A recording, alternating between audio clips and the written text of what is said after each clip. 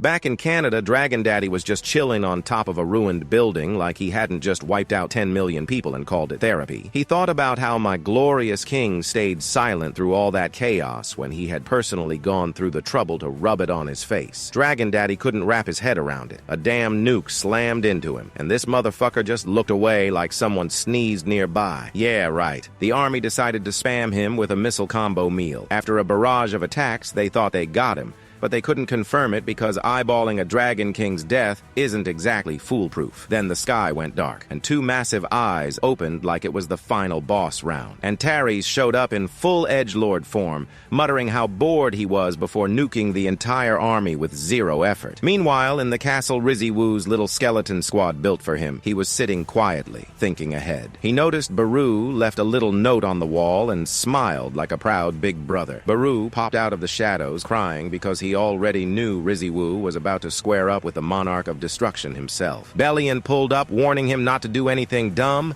and Igris backed him up like a nervous parent. But my glorious king looked at them and dropped the most protagonist line ever about danger being worth it sometimes. He hit Bellion with a "what would Ashbourne do?" and Bellion said if it were him, nothing would stop him. At that moment, he looked at Jinwoo, and his face screamed that he was about to do something stupid. They all dropped to one knee. Bellion pledged himself to the end, and Jinwoo stood up ready for war. Bellion asked if he wanted to call his family, but Jinwoo hit him with a cold no, because hearing their voices might break him. Ice cold. Cut to the battlefield. A plane got smoked by a dragon mid-flight. One pilot ejected and landed safely, but instead of peace, he walked into demon apocalypse hours, screaming blood fire everywhere. He saw a monster pull up like it was dinner time.